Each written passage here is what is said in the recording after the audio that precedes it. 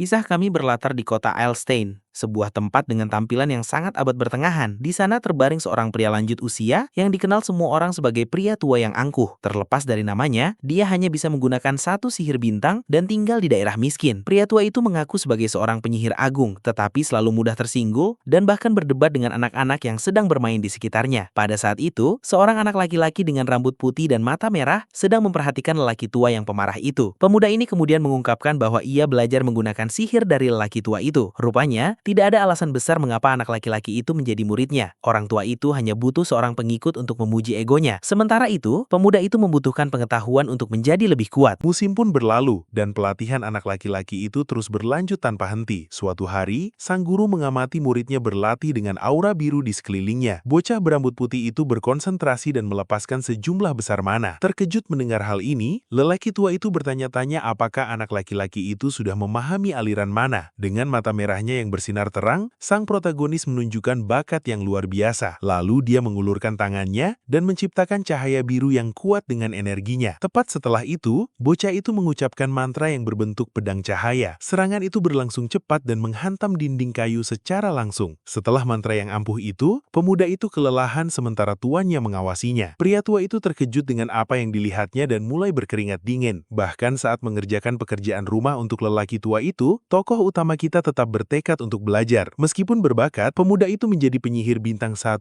hanya dalam 1 tahun pelatihan. Namun lelaki tua itu berkata bahwa itu bukanlah apa-apa, karena para bangsawan mencapai 3 bintang sebelum mencapai usia dewasa. Dia mengatakan bahwa orang biasa seperti anak laki-laki itu tidak akan pernah mencapai level tersebut dan akan menyerah di 2 bintang. Sang guru selalu mengatakan bahwa garis keturunan adalah segalanya dan usaha anak laki-laki itu tidak ada gunanya. Mendengar itu, tokoh utama bertanya-tanya apakah lelaki tua itu mengatakan demikian karena iri terhadap hal-hal yang tidak bisa ia raih. Sehingga malam itu, bocah itu tetap berada di sisi tuannya di dekat api unggun untuk waktu yang lama. Keesokan harinya, hujan deras turun tanpa henti di kota itu. Dan ketika pemuda itu pulang, ia menemukan tuannya tergeletak tak bernyawa di lantai. Tubuh lelaki tua itu dipenuhi memar. Jadi jelas dia telah diserang. Awalnya, dia mengira lelaki tua itu terlibat perkelahian di suatu tempat dan kalah. Namun kemudian, bocah itu mengetahui bahwa tuannya sebenarnya telah diserang oleh para penjaga. Setelah itu, pemuda itu menguburkan jenazah lelaki tua itu di kuburan dangkal dengan sebuah salib kayu. Rupanya, sang guru tertangkap basah saat mencoba mengambil buku sihir bintang 2 dari gudang. Dia tidak mengerti mengapa lelaki tua itu melakukan hal itu. Dan pada saat itu, layar biru muncul. Pria tua yang banyak bicara tentang garis keturunan bangsawan itu akhirnya melakukan sesuatu yang tak terduga. Sistem tersebut mengatakan bahwa dia telah menguasai dasar-dasarnya dan sekarang dapat memilih aliran sihir utamanya. 4 tahun berlalu, dan bocah itu mengungkapkan bahwa dia sebenarnya bukan berasal dari dunia itu. Selama waktu itu, dia bertemu dengan seorang wanita yang sangat terampil bernama Katia Flamheart. Dia berasal dari keluarga bangsawan yang bangkrut dan merupakan penyihir bintang 3 yang dicari oleh tentara bayaran. Jadi dia mulai bekerja di sebuah perusahaan dan mengajari anak laki-laki muda itu sihir. Tokoh utama kita belajar banyak hal dari Katia, seorang penyihir bintang 3. Suatu hari, mereka sedang mengobrol di sebuah kedai bernama Air Mata Beldin. Wanita itu mengatakan bahwa wajar bagi seorang penyihir untuk memiliki ambisi, dan bahwa pemuda bernama Derek memiliki bakat, tetapi dia memperingatkan bahwa keserakahan yang berlebihan hanya akan menunda pencapaiannya di masa depan. Tokoh utama berambut putih itu setuju dengan tuannya dan berkata bahwa dia akan mengingat hal itu. Kemudian penyihir itu meminta muridnya untuk menutup mata dan berkonsentrasi untuk merasakan mana. Dia menginstruksikan pria itu untuk merasakan asal dan aliran energi, serta mewujudkan apapun yang dia bayangkan. Dengan itu, bocah itu menuruti gurunya dan melepaskan aura biru yang kuat dari tubuhnya. Sang guru menyadari bahwa ia memiliki jumlah mana yang luar biasa dan kendali yang sangat stabil. Pada saat itu, mata bocah itu bersinar dengan warna ungu saat energi mengalir. Wanita itu terkesan dengan besarnya kekuatan yang dilepaskan pria itu sekaligus. Tiba-tiba, sebuah ledakan besar terjadi di luar kedai menyegarkan semua orang. Orang-orang di dalam panik dan bertanya-tanya apa yang sedang terjadi. Bocah itu juga terkejut oleh keributan tersebut dan menatap tangannya tidak mengerti apapun. Melihat hal itu, tuannya segera meraih tangannya untuk mencoba menenangkannya. Lalu dia menyuruh pemuda itu untuk tidak tidak mengatakan apapun dan hanya mengikutinya keluar dari tempat itu. Di luar, beberapa penjaga berkumpul karena mereka mendengar ledakan keras yang berasal dari sana. Kemudian, penyihir itu membawa muridnya melewati sebuah gang untuk menghindari bertemu dengan tentara kota. Pemuda itu terus mengikuti wanita itu, tanpa memahami apa yang baru saja terjadi. Pada saat itu, dia berhenti dan menyuruh anak laki-laki itu untuk mendengar dengan saksama apa yang akan dia katakan. Bocah itu setuju dan menunggu dengan penuh perhatian kata-kata tuannya. Wanita itu menjelaskan bahwa kaum bangsawan sangat peka terhadap hak istimewa mereka, dan sihir adalah hak istimewa terbesar dari semuanya. Dia melanjutkan dengan mengatakan bahwa kekuatan bawaan adalah berkah bagi kaum bangsawan, dan segelintir rakyat jelata yang mencapai tingkat itu mendedikasikan seluruh hidupnya untuk itu. Dengan begitu, penyihir itu mengungkapkan bahwa dia telah menggunakan mantra ilusi bintang 2 yang disebut halusinasi pendengaran. Jadi, pada usia 14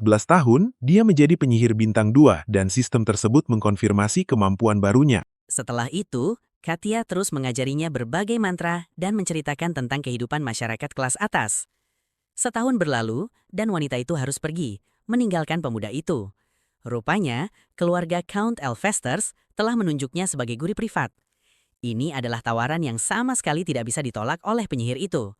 Menjadi guru sihir bagi keluarga bangsawan dengan reputasi setinggi itu adalah berkah bagi siapapun. Sebagai hadiah perpisahan, dia meninggalkan buku sihir bintang 2 untuk anak laki-laki itu. Tokoh utama kemudian mengambil buku yang diberikan gurunya dan mulai belajar sendiri. Setahun kemudian, dia mempelajari 2 mantra bintang 2 lagi secara otodidak. Dengan tatapan penuh tekad, pemuda itu menunjukkan bahwa dia tidak akan berhenti sampai di situ. Pada usia 16 tahun, dia tidak berniat untuk berhenti, dan seorang pria memanggilnya di kedai minuman. Pria itu bertanya kepada anak laki-laki itu pekerjaan seperti apa yang sedang dicarinya. Kemudian, ia mengungkapkan bahwa itu adalah permintaan dari keluarga Adipati Agung Duplain. Pemuda itu terkejut dan bertanya-tanya mengapa keluarga sepenting itu akan menemui mereka. Namun pria itu mengatakan hal terpenting adalah keluarga Duplain menghabiskan emas seperti air. Dia mengatakan bahwa jika mereka bisa menjalin hubungan dengan mereka, mereka akan memiliki lebih banyak peluang di masa depan. Pemuda itu kemudian bertanya, apa yang mereka inginkan perusahaan lakukan? Pria itu menjawab bahwa mereka hanya perlu memburu beberapa monster di pinggiran Kadipaten Agung. Tokoh utama kita merasa hal itu sangat mencurigakan dan mulai berpikir ulang tentang pekerjaan tersebut. Dengan begitu, dia menolak untuk melakukan pekerjaan itu, dan pria itu berteriak menyuruhnya menunggu. Bocah berambut putih itu berkata bahwa dia tidak melakukan pekerjaan yang mencurigakan dan menyuruh untuk menghubungi orang lain. Namun ketua serikat mengeluh bahwa mereka membutuhkan seorang penyihir dan bahwa penyihir sangat langka saat ini. Pemuda itu masih bertanya-tanya mengapa mereka membutuhkan seorang penyihir untuk memburu beberapa monster. Bocah berambut putih itu kemudian berbalik, merasa kesal dengan desakan bosnya. Untuk meyakinkannya, pria itu menawarkan koin emas sebagai pembayaran awal. Setelah melihat uang itu, pemuda itu tampaknya mempertimbangkan kembali usulan bosnya. Pada saat itu, seorang pria dengan kacamata 1 lensa dan kumis muncul di tempat kejadian. Bersamanya ada 2 wanita, satu yang lebih tua dan satu lagi yang berkerudung. Kemudian, ketua serikat memperkenalkan anak laki-laki itu kepada klien barunya. Namun lelaki tua itu berkata bahwa seorang anak yang bahkan belum menjalani upacara kedewasaannya tidaklah berguna. Sang bos mencoba membela pemuda itu dengan mengatakan bahwa dia adalah penyihir paling terampil yang dia kenal. Mengabaikan pria itu, lelaki tua itu berkata mereka harus pergi karena dia tidak akan mempercayakan misi itu kepada seorang anak kecil. Setelah itu, para pelanggan berbalik dan mulai berjalan menuju pintu keluar kedai. Namun wanita berkerudung itu tampaknya memiliki rencana lain dan menoleh ke belakang. Lalu dia mendekati gembala muda berkulit putih itu dan memanggilnya untuk mengobrol. Mereka kemudian berangkat ke Grand Duché of Duplain untuk memulai misi tersebut. Di sana, pemuda itu mulai menghadapi para goblin menggunakan sihirnya yang ampuh. Dengan mata merahnya yang bersinar, dia menunjukkan tekadnya dalam pertempuran. Dia mengalahkan monster-monster itu dengan mudah, dan tanpa menunjukkan belas kasihan, salah satu goblin mencoba menyerang bocah itu dari belakang dengan kapak buatan, tetapi serangan makhluk hijau itu tidak sebanding dengan kecepatan pemuda tersebut. Dengan tatapan dingin, sang protagonis menghabisi monster terakhir dari gerombolan tersebut. Setelah itu, dia menggunakan mantra listrik untuk mengatasi monster-monster berwujud manusia tersebut. Setelah semuanya selesai, pemuda itu memberitahu petugas bahwa pekerjaan telah selesai. Pria tua dan wanita itu mengamati pemandangan tersebut tanpa menunjukkan banyak ketercegutan. Gadis berkerudung itu kemudian berkomentar bahwa dia menangani mereka semua dengan sangat cepat. Kembali ke kedai, bocah berambut putih itu bertemu dengan sesama anggota perkumpulan. Gadis berambut pirang itu menuduhnya telah menjadi anjing kecil bangsawan. Dia berteriak bahwa meskipun mereka rakyat biasa, mereka tidak seharusnya merendahkan diri demi kaum bangsawan. Wanita Buddha itu kemudian bertanya berapa banyak uang yang mereka bayarkan kepadanya untuk membuang harga dirinya. Ketua perkumpulan itu mengangkat satu jari dan gadis itu marah karena mengira itu adalah satu koin perak. Namun dengan senyum nakal, pria itu mengungkapkan bahwa wanita itu salah sangka. Lalu dia mengatakan bahwa itu sebenarnya satu koin emas dan gadis itu terkejut. Dengan begitu, wanita muda itu memohon agar mereka mengizinkannya untuk merendahkan diri di hadapan mereka juga. Malam itu, tentara bayaran muda itu merenungkan kejadian hari itu. Gadis yang membuat keributan itu kini pingsan, sementara bos menanyakan tentang pekerjaan. Pria muda berambut putih itu menjawab bahwa itu bukan masalah besar, dan dia hanya memburu beberapa goblin. Namun bocah itu kemudian mengungkapkan bahwa ketiga klien tersebut sebenarnya berbohong tentang semuanya. Terkejut dengan pengungkapan tersebut, ketua serikat tidak memahami situasinya. Dia menjelaskan bahwa seorang pejabat bangsawan haruslah muda dan memiliki keterampilan sosial, tetapi lelaki tua itu tidak memiliki keduanya, dan wanita yang mengaku sebagai pelayan memiliki tangan yang terlalu bersih untuk seseorang yang melakukan pekerjaan berat. Ketika dia hendak berbicara tentang anak magang inspektur, atasannya menyela dengan memanggil namanya. Pemuda itu kemudian menatap atasannya dengan ekspresi serius di wajahnya. Pria itu mengatakan bahwa mereka adalah tentara bayaran dan hanya perlu melakukan pekerjaan dan mendapatkan uangnya. Meskipun curiga, pemuda itu setuju dengan perkataan bosnya dan menerima situasi tersebut. Bos itu mengakhiri ucapannya dengan mengatakan bahwa di alam liar hanya bertahan hidup yang penting dan yang lainnya tidak berarti. Keesokan harinya, mereka kembali ke Grand Duke of Duplain untuk menyelesaikan pekerjaan tersebut. Pemuda itu memberitahu para klien bahwa area tersebut sudah aman dan para goblin tidak akan kembali untuk sementara waktu. Setelah pekerjaan selesai, ketua serikat bertanya kepada lelaki tua itu tentang pembayaran terakhir. Mendengar itu, klien menyerahkan 2 koin emas berkilauan sebagai imbalan atas layanan tersebut. Pria itu merasa gembira melihat uang tersebut dan menunjukkan kedua koin emas itu kepada anak laki-laki itu. Melihat pemandangan itu, pria dengan monokel itu berdaham untuk menarik perhatian mereka. Dia mengatakan bahwa dia sangat menghargai keterampilan pemuda itu dan ingin mengajukan permintaan baru. Ketua serikat kemudian ikut campur di dalam percakapan dan bertanya apa yang diinginkan bawahannya. Pria itu mengungkapkan bahwa Adipati Agung menawarkan 15 koin emas untuk pekerjaan itu, yang membuat semua orang terkejut. Pria dengan monokel itu kemudian bertanya apakah pemuda itu mau menerima misi baru tersebut. Tanpa ragu sedetik pun, bocah berambut putih itu menyetujui usulan tersebut. Setelah itu, mereka menaiki kereta kuda dan berangkat menuju kediaman Adipati Agung. Tak lama kemudian, mereka tiba di rumah besar keluarga Duplain, sebuah tempat yang sangat besar dan mewah. Ketua serikat terkesan dengan ukuran kediaman bangsawan tersebut. Sebelum mereka masuk, lelaki tua itu mengatakan bahwa ia perlu memperkenalkan diri secara resmi kepada mereka. Dia mengungkapkan bahwa namanya Delan, dan dia adalah kepala pelayan di perkebunan itu.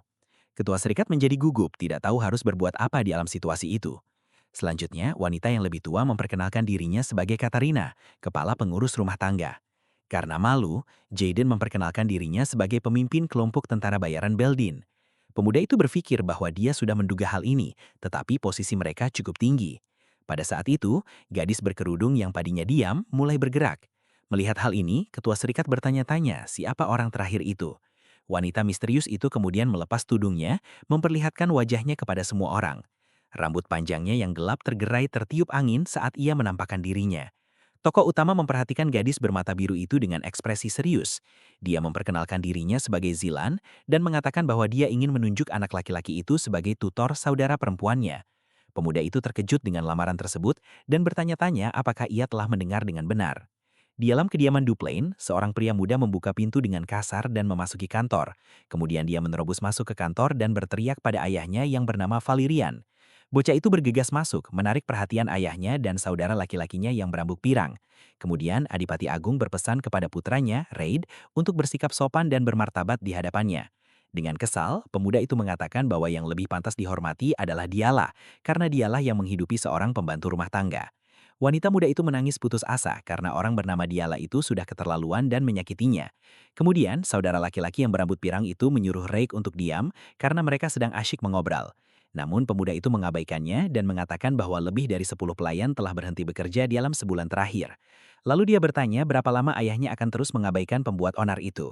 Kakak laki-laki berambut pirang itu berdiri dengan kesal karena sikap Reik dan meneriakkan namanya. Kemudian petugas penerangan menyuruh saudaranya untuk berhenti membuat keributan dan pergi. Bocah berambut gelap itu terdiam sejenak dengan ekspresi serius. Dia mengatakan bahwa meskipun dialah tidak berguna, mereka masih memiliki isulan untuk masa depan. Ray kemudian menyatakan sudah waktunya untuk menyingkirkan gadis yang merepotkan itu. Namun Granduk dengan tenang melepas kacamatanya dan mengatakan bahwa itu bukan keputusan yang harus dia buat. Pemuda itu mengungkapkan bahwa dia telah menemukan sebuah biara untuknya dan bahwa itu akan lebih baik untuk keluarga tersebut. Marah mendengar ucapan anaknya, sang ayah dengan paksa mencengkeram kepala anaknya. Dengan gerakan cepat, Granduk membanting kepala Ray ke mejanya. Dengan tatapan mengancam, pria itu menekan putranya ke meja kayu. Meskipun terluka, pemuda itu mengatakan bahwa ketika saatnya tiba, ayahnya yang harus memutuskan. Setelah pertengkaran itu, Adipati Agung menatap putranya dengan tatapan dingin dan mengancam. Sementara itu, Aselin dan tokoh utama kita akhirnya tiba di ruangan utama. Garis itu kemudian bertanya apakah penyihir muda itu pernah mendengar tentang saudara perempuannya, dialah. Dengan senyum misterius, dia mengatakan bahwa saudara perempuannya tidak begitu dikenal publik. Pada saat itu, pintu kantor yang besar terbuka dan mereka memasuki ruangan.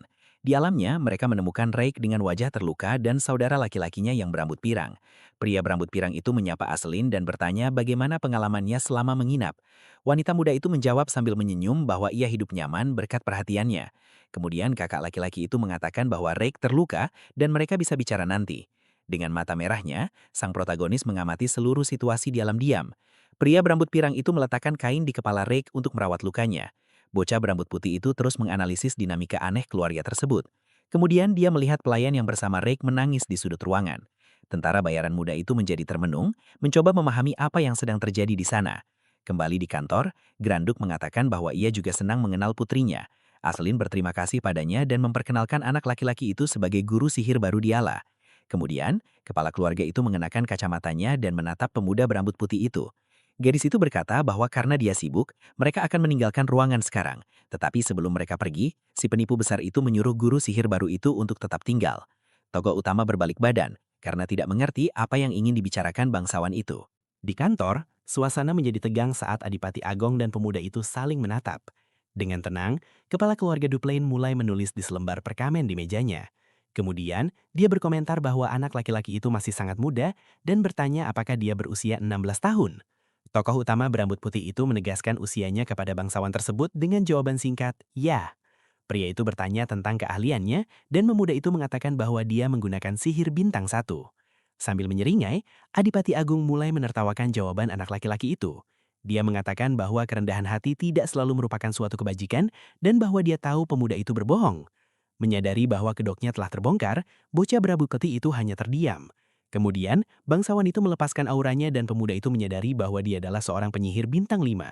Tentara bayaran itu meminta maaf, tetapi sang bangsawan mengatakan dia mengerti, karena memiliki terlalu banyak bakat bisa menjadi hal yang buruk. Pria itu berkomentar bahwa berdasarkan pakaian dan usianya, pemuda itu tidak terlihat seperti guru sihir. Tanpa ragu-ragu, bocah berambut putih itu mengungkapkan bahwa dia sebenarnya adalah seorang tentara bayaran. Sang bangsawan mengatakan bahwa ia mempercayai pilihan putrinya dan akan mengizinkannya masuk ke ruang tambahan. Ia mengabaikannya, tetapi pemuda itu menyela untuk mengajukan satu pertanyaan terakhir. Kemudian, Adipati Agung mengizinkan anak laki-laki itu untuk mengatakan apa yang ingin dia ketahui. Pemuda itu mengatakan bahwa tugasnya sebagai tentara bayaran adalah memastikan Lady Diala mempelajari sihir. Dia menjelaskan bahwa misinya adalah untuk memasukkan gadis itu ke kalangan masyarakat kelas atas. Lalu pria itu bertanya mengapa anak laki-laki itu mengatakan hal yang sudah jelas baginya. Mendengar itu, pemuda tersebut mengungkapkan bahwa sebenarnya ia memiliki permintaan yang sangat serius. Sang Adipati Agung tertarik dengan keberanian anak laki-laki itu dan menunggu untuk mendengar permintaannya. Sementara itu, di tempat lain, sebuah piring dilempar dengan keras ke lantai karena kebisingan. Pelayan itu berteriak kaget dan meringkuk ketakutan. Pelayan itu meminta maaf beberapa kali, tetapi gadis itu memperlakukannya dengan sangat hina. Kemudian bangsawan muda itu menyuruh pelayan wanita itu pergi dan mengancamnya agar tidak menunjukkan wajahnya lagi. Di ruangan lain, ketua serikat bertanya kepada Aselin mengapa dia memilih anak laki-laki itu. Dia mengatakan banyak tutor akan mengantre untuk pekerjaan ini dan akan sulit bagi orang biasa. Wanita muda itu mengungkapkan bahwa dia sudah mencoba menghubungi tutor-tutor paling terkenal, tetapi mereka semua menyerah. Dia melanjutkan dengan mengatakan bahwa majikan anak laki-laki itu adalah seorang bangsawan yang bangkrut sehingga dia banyak belajar. Karena itulah, gadis itu percaya bahwa dia bisa membimbing adiknya dialah dengan baik. Pria itu kemudian tertawa dan mengatakan bahwa Aselin perlu belajar membaca karakter orang dengan lebih baik. Dia mengingatkan wanita itu bahwa anak laki-laki itu tumbuh di jalanan dan tidak bertahan hidup hanya dengan kebaikan semata. Wanita bangsawan muda itu terkejut dengan kata-kata pria tersebut dan tampaknya mempertimbangkan kembali pilihannya. Pada saat itu, tokoh utama kita dipandu menyusuri lorong oleh seorang pelayan. Pria muda berambut putih itu kemudian mendekati sebuah pintu kayu besar di lorong. Sambil mendengarkan musik itu, dia mengangkat tangannya untuk mengetuk kamar tidur. Anak laki-laki itu kemudian mengetuk pintu 2 kali, menunggu respons dari seberang. Karena tidak mendapat jawaban, dia hanya berdiri di sana dengan tenang sejenak. Melihat bahwa tidak ada yang akan menjawab, tentara bayaran muda itu memutuskan untuk membuka pintu sendiri. Setelah memasuki ruangan, dia menyapa orang yang duduk di dalamnya. Lalu, dia memperkenalkan dirinya sebagai Derek kepada gadis berambut coklat yang duduk di meja itu. Gadis berambut pirang itu, yang ternyata bernama Diala, menyuruh pemuda itu mendekat. Dengan patuh menuruti perintah tersebut, bocah berambut putih itu berjalan menuju wanita bangsawan itu. Pada saat itu, wanita muda itu tersenyum nakal dan sepertinya memiliki rencana di benaknya. Tiba-tiba, dia melemparkan sesuatu ke wajah anak laki-laki itu yang tidak sempat menghindar. Akibatnya, pemuda itu benar-benar basah kuyup oleh air kotor dan menjijikan. Gadis itu kemudian mulai tertawa dan mengatakan bahwa dia mengira ada tikus got yang masuk. Dia mempermalukannya dengan mengatakan bahwa setelah dipikir-pikir lagi, dia memang benar-benar mirip tikus got. Kemudian bangsawan muda itu meraih kursi di dekatnya untuk dijadikan sandaran. Dengan itu, dia memanjat ke atas meja kecil agar lebih tinggi dari anak laki-laki itu. Kemudian wanita berambut pirang itu menuangkan seember air kotor ke kepala guru sihir yang baru. Tentara bayaran itu hanya berdiri di sana diam-diam sementara air mengalir di wajahnya. Gadis itu mengeluh kehabisan air dan menyesal tidak bisa mempermalukannya lebih jauh. Tetapi pemuda itu mengangkat tangannya dan menatapnya dengan tatapan dingin dan menakutkan. Melihat ekspresi itu, gadis itu terkejut dan terdiam sejenak. Kesal, dia mencoba menendangnya, tetapi anak laki-laki itu mencengkram kakinya dengan erat. Kemudian pemuda itu berlutut di depan wanita bangsawan itu, masih memegang kakinya dengan erat. Gadis itu marah karena disentuh dan menghina tentara bayaran berambut putih itu. Lalu dia menutup hidungnya dan mengeluh bahwa pria itu bau karena airnya kotor. Meskipun dipermalukan, pemuda itu terus menatap wanita bangsawan itu tanpa menunjukkan emosi apapun. Gadis itu kemudian bersandar di meja dan tampaknya bersiap untuk melanjutkan penghinaan. Wanita bangsawan muda itu melanjutkan penghinaan dan menyuruh tikus got itu untuk tahu tempatnya. Kemudian kami kembali membahas percakapan pemuda itu dengan Adipati Agung di kantornya. Kepala keluarga Duplen sedang memandang keluar jendela dan memikirkan situasi itu. Dengan ekspresi serius, pria yang lebih tua itu mendengarkan kata-kata tentara bayaran tersebut. Bocah itu mengatakan bahwa masalah dialah bukan masalah sederhana dan memanjatkan permohonan kepada Tuhan dengan mata merahnya. Dia bertanya seberapa besar wewenang yang akan diberikan bangsawan itu kepadanya. Kemudian, Adipati Agung menatap pemuda berambut putih itu, menganalisis permintaannya yang berani. Kembali ke masa kini, wajah gadis pirang itu memerah, dan dia tampak terkejut. Rupanya, pemuda itu kehilangan kesabarannya dan menepuk wanita bangsawan yang manja itu dengan keras. Lalu, dia menatapnya dengan ekspresi dingin dan tanpa penyesalan. Karena terkejut, gadis itu menutupi wajahnya dengan tangan, tak percaya dengan apa yang baru saja terjadi. Dengan mata merahnya yang menyala-nyala, tentara bayaran itu menyuruh wanita muda itu untuk bangun. Pada saat itu, dia teringat percakapan 3 tahun lalu dengan gurunya. Saat itu, dia bertanya kepada Katya apa yang harus dia lakukan dengan seorang siswa yang sangat keras kepala. Penyihir itu menjawab bahwa dia akan mencoba memahami dan menerima tipe siswa seperti itu. Namun, bocah itu menganggap jawaban tersebut terlalu idealis dan bertanya tentang skenario terburuk. Sang guru menjelaskan bahwa jika komunikasi gagal, diperlukan titik awal yang berbeda. Dengan ekspresi serius, dia mengungkapkan bahwa metodenya adalah dengan memanfaatkan rasa takut untuk keuntungan Anda. Kembali ke dalam ruangan, tanaman lidah buaya itu masih tergeletak di lantai, benar-benar ketakutan oleh tindakannya. Pemuda itu kemudian menyuruhnya untuk memperlakukan orang lain dengan hormat dan segera bangun. Kemudian, bangsawan manja itu berusaha bangkit dari lantai untuk mencoba berdiri setelah pelajaran berakhir. Diliputi amarah, dia menerjang tentara bayaran muda yang mencoba melawan. Gadis itu berteriak bahwa orang biasa seperti dia tidak berhak menyentuh wanita bangsawan. Namun, bocah itu benar-benar kehilangan kesabarannya dan menepuk lagi wanita muda itu untuk membuatnya diam. Lalu dia mengatakan bahwa dia juga tidak perlu mengulanginya 2 kali untuknya. Dengan senyum yang menakutkan, wanita bangsawan itu tampaknya tidak mengerti apa yang sedang dikatakannya. Jadi, dia berteriak memanggil kepala pelayan dan menuduh pemuda itu telah menyakiti seorang wanita bangsawan. Mendengar itu, kepala pelayan dan para pelayan wanita berlari menghampiri dan bertanya apakah dia baik-baik saja. Pria tua itu memarahi bocah itu dan berkata bahwa Adipati Agung akan mencari tahu apa yang telah dia lakukannya. Namun tanpa gentar, pemuda berambut putih itu hanya mengeluarkan selembar perkamen yang disimpannya. Dia mengungkapkan bahwa Adipati Agung memberinya wewenang penuh atas pendidikan gadis itu. Sang kepala pelayan mengambil dokumen itu dan terkejut melihat stempel resmi keluarga di kertas tersebut. Wanita bangsawan muda itu juga terkejut dan tidak mengerti apa yang sedang terjadi. Malam itu, rumah besar Dupline tampak tenang, tetapi keributan belum berakhir. Si saudara laki-laki berambut pirang, Valerian, berlari menyusuri lorong bersama Reak yang berusaha menenangkannya.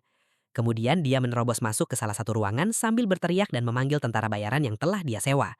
Di dalam, pria muda berambut putih itu dengan tenang membaca buku di tempat tidur.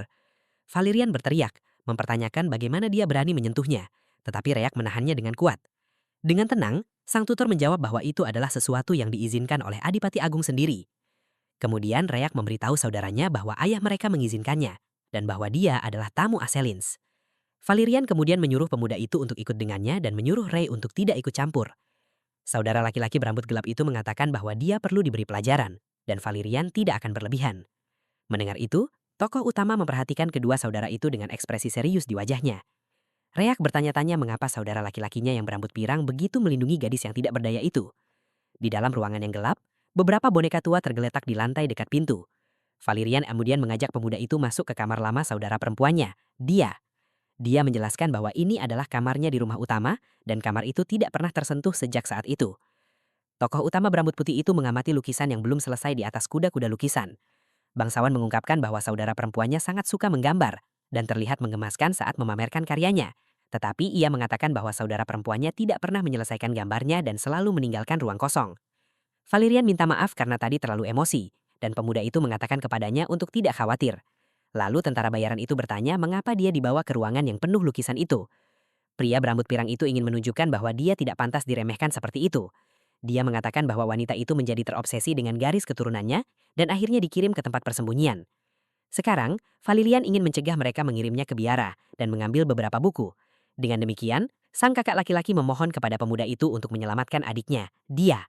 Namun, tokoh utama berambut putih itu memperhatikan sesuatu di dalam buku-buku itu dan meminta bangsawan tersebut untuk menunggu sebentar. Dia mengatakan bahwa berdasarkan catatan di pinggir halaman, gadis itu belum sepenuhnya menyerah pada sihir. Pemuda itu bertanya apakah itu buku-buku dari sekolah peraturan, dan Valerian membenarkannya. Tentara bayaran muda itu menjadi berpikir setelah penemuan baru itu dan tampaknya memiliki rencana dalam pikirannya. Tentara bayaran muda itu kemudian mengamati salah satu lukisan pemandangan di kamar gadis itu. Setelah itu, dia mengambil salah satu buku teori yang ada di sana dan tampaknya membuat keputusan. Kemudian dia mengatakan akan mencoba rencana barunya dan menyerahkan buku itu kepada saudara laki-laki wanita bangsawan tersebut. Malam itu juga, bangunan tambahan dari rumah besar itu benar-benar sunyi dan gelap. Di kamarnya, dia muda tidur nyenyak di tempat tidurnya tanpa menyadari sesuatu yang tidak biasa. Namun tiba-tiba, seember air yang sangat dingin dilemparkan dengan keras untuk membangunkannya. Gadis itu kemudian terbangun sambil menjerit histeris dengan air dingin yang membasahi seluruh wajahnya. Guru les baru itu bertanya dengan tatapan dingin apakah dia serius ingin tidur. Bingung dan sangat kesal, wanita bangsawan itu bertanya apakah tentara bayaran itu sudah benar-benar gila. Lalu dia meraih lengannya dan mengatakan bahwa mereka perlu pergi ke suatu tempat penting. Bocah itu menyeretnya menyusuri lorong sementara wanita itu berteriak meminta para pelayan untuk menghentikannya di bawah cahaya bulan yang terang. Pemuda itu membawa wanita bangsawan itu keluar dari rumah besar tersebut dengan paksa. Dia menyeretnya menyusuri jalan tanah menjauh dari kediaman keluarga Duplain. Sesampainya di tempat terpencil, guru sihir itu melemparkannya dengan kasar ke tanah berdebu. Gadis itu berteriak marah dan bertanya siapa dia sehingga berani mengajarinya. Pemuda itu bertanya apakah dia ingin mendengar fakta menarik dan wanita itu menjadi bingung. Sambil tersenyum, dia mengungkapkan bahwa dia tidak akan mengajarinya sihir dan bahwa dia hanya menikmati menganiaya para bangsawan. Terkejut dengan pengungkapan itu, gadis itu bertanya apa yang baru saja dikatakan pria itu kepadanya. Dia melanjutkan dengan mengatakan bahwa menjadi tutor hanyalah alasan untuk rencana jahatnya. Kemudian, tentara bayaran itu mendekat dan mengatakan bahwa itu hanyalah alasan untuk berurusan dengan bangsawan seperti dirinya. Setelah itu, dia menghunus pedangnya dan berkata, jeritan para bangsawan sungguh indah. Gadis itu kemudian bertanya dengan ketakutan, apakah pria itu berpikir dia akan lolos begitu saja? Sambil tersenyum, dia berkata iya, karena dia akan pergi ke biara dan tidak ada yang akan mempercayainya. Tentara bayaran itu mengatakan bahwa dalam skenario terburuk, dia bisa menebusnya dengan nyawanya karena orang biasa tidak berharga. Dia terus mengatakan bahwa dia bisa saja melarikan diri dan akan berbuat baik kepada keluarga dengan menyingkirkannya. Karena sangat ketakutan, bangsawan muda itu berpikir dia akan tamat jika tertangkap oleh pria itu. Dengan itu, gadis berambut pirang itu mulai berlari mati-matian untuk menghindari bahaya. Dia berpikir dia perlu mengecohnya di hutan karena dia akan dengan mudah menangkapnya di lapangan terbuka. Wanita muda itu mengenal hutan dengan baik dan berencana untuk pulang melalui hutan tersebut, tetapi ia malah tersandung. Lalu dia berpikir bahwa dialah yang sedang dalam masalah. Namun tiba-tiba, sesuatu menarik perhatiannya. Sebuah bola api raksasa muncul di langit, menerangi seluruh kegelapan malam itu. Pemuda berambut putih itu kemudian melancarkan mantra ampuh ke arah hutan. Karena terkejut, gadis itu berbalik dan menyadari bahwa itu adalah mantra bola api. Guru sihir itu memegang bola api dengan ekspresi serius dan penuh tekad. Dengan senyum nakal, tentara bayaran itu menunjukkan bahwa dia tidak sedang bermain-main. Mendengar itu, sihir api yang dahsyat melesat cepat ke arah gadis yang ketakutan itu. Pantulan api berkilau di mata wanita bangsawan itu saat serangan semakin mendekat. Dengan jeritan ketakutan, gadis itu terlempar ke belakang akibat dampak ledakan. Sebuah ledakan dahsyat terjadi tepat di belakangnya, menghancurkan segala sesuatu di sekitarnya. Gadis itu terjatuh ke tanah dan panik total. Gadis bangsawan muda itu hampir tidak percaya dengan apa yang dilihatnya.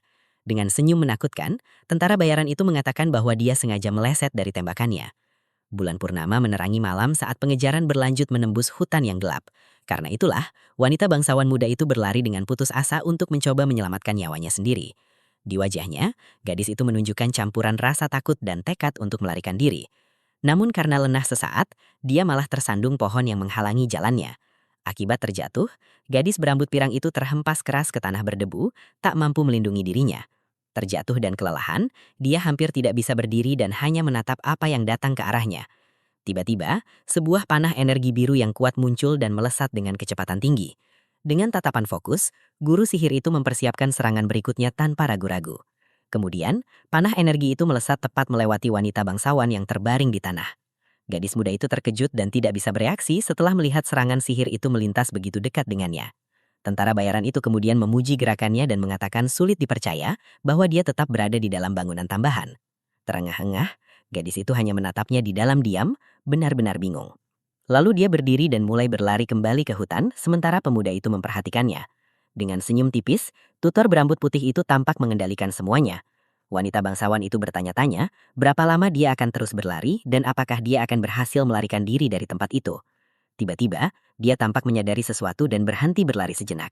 Sementara itu, bocah itu menggunakan sihirnya pada genangan air di sepanjang jalan setapak. Kemudian, ia mengamati jejak di hutan gelap yang diikuti gadis berambut pirang itu. Pemuda itu membenarkan bahwa itu adalah hutan yang dilihatnya di lukisan dan tempat wanita itu biasa bermain. Dia memahami bahwa wanita itu merasakan energi alam dan mentransfernya ke dalam lukisannya. Dengan mata merahnya yang menyala, dia tampak mengerti persis apa yang sedang terjadi. Kemudian, gadis itu lelah berlari dan melemparkan batu ke kepala tentara bayaran itu. Namun pemuda berambut putih itu tenang menghunus pedangnya untuk membela diri. Dengan gerakan cepat, dia membelah batu itu menjadi dua tanpa kesulitan sama sekali. Wanita bangsawan itu kemudian terkejut dan sangat ketakutan oleh keahlian sang guru. Dia memuji sikapnya yang berusaha melawan dan mengatakan bahwa itu bukanlah keputusan yang mudah. Karena kelelahan, gadis itu jatuh ke tanah, terengah-engah mencari udara tanpa kekuatan tersisa untuk terus berjuang. Dengan tatapan dingin, pemuda itu berkata sepertinya wanita itu sudah tidak punya energi lagi untuk berlari. Lalu dia mengarahkan pedangnya ke arah wanita bangsawan dan bertanya apakah dia memiliki kata-kata terakhir. Tetapi dengan senyum, gadis itu tampaknya tidak terlalu peduli dengan ancamannya. Dia menantangnya dan mengatakan bahwa dia tidak akan merendahkan diri seperti orang biasa dalam situasi itu. Lalu tentara bayaran itu bertanya, mengapa wanita itu begitu terobsesi dengan garis keturunan bangsawannya? Wanita muda berambut pirang itu hanya menundukkan kepalanya dalam diam. Dia sejenak diam. Dia mengungkapkan bahwa jika status bangsawannya dicabut, maka tidak akan ada yang tersisa untuknya. Dengan marah, gadis itu mulai berteriak putus asa tentang sihir dan kegagalannya. Sambil berlinang air mata, dia berteriak bahwa pria itu tidak tahu betapa kerasnya dia berusaha dan gagal. Guru berambut putih itu hanya menyaksikan luapan emosi wanita bangsawan muda itu dalam diam. Dia melanjutkan dengan mengatakan bahwa dia gagal dalam ilmu sihir, melukis, dan dalam segala hal yang dia coba lakukan. Karena putus asa, dia bertanya apalagi yang tersisa baginya selain garis keturunan bangsawan. Gadis itu kemudian berlutut dan bertanya-tanya apa artinya dirinya tanpa status sosialnya. Guru berambut putih itu hanya mengamatinya dalam diam, mencerna seluruh luapan emosinya. Kemudian, dia memanggil pedang energi biru dan bersiap untuk langkah selanjutnya dari rencananya. Dengan air mata berlinang, wanita bangsawan muda itu tampak telah menerima akhir tragisnya. Lalu tentara bayaran itu mengangkat pedangnya dan berkata bahwa dia telah mendengar semua yang ingin dikatakan wanita itu. Dengan wajah merah padam dan ketakutan, gadis itu mengucapkan selamat tinggal, menunggu akhir. Dengan gerakan cepat, bocah berambut putih itu mengayunkan pedang energinya. Wanita bangsawan itu kemudian memejamkan matanya erat-erat sambil menunggu pukulan terakhir dari gurunya. Dia tetap memejamkan matanya, tidak tahu apa yang akan terjadi padanya. Tiba-tiba, pedang tentara bayaran itu menciptakan kristal es besar di sekelilingnya. Gadis kecil itu membuka matanya dan melihat kristal es terbentuk di mana-mana. Kemudian, bocah itu menciptakan penghalang es di sekitar wanita bangsawan itu tanpa melukainya. Gadis itu memandang tangannya dan bertanya-tanya apakah itu semacam sihir. Setelah rencananya selesai, pemuda berambut putih itu kemudian menyimpan pedang energinya. Dia meminta maaf atas kekasarannya dan memuji kerja keras gadis itu. Wanita bangsawan muda itu tetap terkejut, tidak mengerti apa yang baru saja terjadi di sana. Sang tutor menjelaskan bahwa itu hanyalah manifestasi dari mana dan bahwa dia melakukannya dengan baik. Karena itu, gadis itu tidak bisa menahan emosinya dan mulai menangis tanpa terkendali. Dia menjerit dan menangis putus asa, melepaskan semua frustasi yang selama ini dipendamnya. Tentara bayaran itu hanya mengamati dari kejauhan, sementara wanita muda itu meluapkan semua unek-uneknya. Bulan purnama di langit kemudian menerangi akhir dari pelajaran malam yang intens itu. Sang tutor mengungkapkan bahwa gadis itu berasal dari sekolah sihir liar, dan gadis itu bingung dengan informasi tersebut sambil membalut kakinya. Dia menjelaskan bahwa proses pembelajaran sangat berbeda antara berbagai tingkatan penyihir. Dia melanjutkan dengan mengatakan bahwa mencoba mempelajari teori yang salah itu seperti memaksakan tubuh Anda mengenakan pakaian yang sama sekali tidak pas. Pada saat itu, wanita bangsawan muda itu bertanya bagaimana dia mengetahui bahwa dirinya adalah bagian dari garis keturunan magis yang langka tersebut. Pria muda berambut putih itu mengatakan bahwa ia melihat lukisan-lukisan yang dibuat wanita itu dan memperhatikan sesuatu yang sangat istimewa dalam goresan-goresan tersebut. Dengan ekspresi serius, tentara bayaran itu menyatakan bahwa dia merasakan energi alam dan akhirnya mentransfer semuanya ke kanvas. Dia kemudian menjelaskan bahwa penyihir jenis ini merasakan mana alami sejak mereka masih kecil. Itulah sebabnya dia selalu berbeda dari yang lain. Gadis berambut pirang itu sangat terkejut saat menyadari bakat tersembunyinya akhirnya diakui oleh seseorang begitu dia selesai membalut lukanya. Pemuda itu mengatakan pekerjaannya sudah selesai, dan sekarang wanita itu bisa berjalan dengan rasa sakit yang berkurang. Namun sang guru memperingatkan bahwa dia baru mengambil langkah pertama, dan pelatihan yang sebenarnya akan dimulai besok. Tiba-tiba, gadis bermata biru itu memanggil namanya sambil memperhatikannya berjalan menjauh di jalan yang gelap. Meskipun merasa malu, wanita bangsawan muda itu berterima kasih atas bantuannya, dan menunjukkan bahwa pandangannya terhadap pemuda itu telah berubah. Tokoh utama hanya mendengarkan kata-katanya dalam diam tanpa menunjukkan reaksi berlebihan pada saat itu.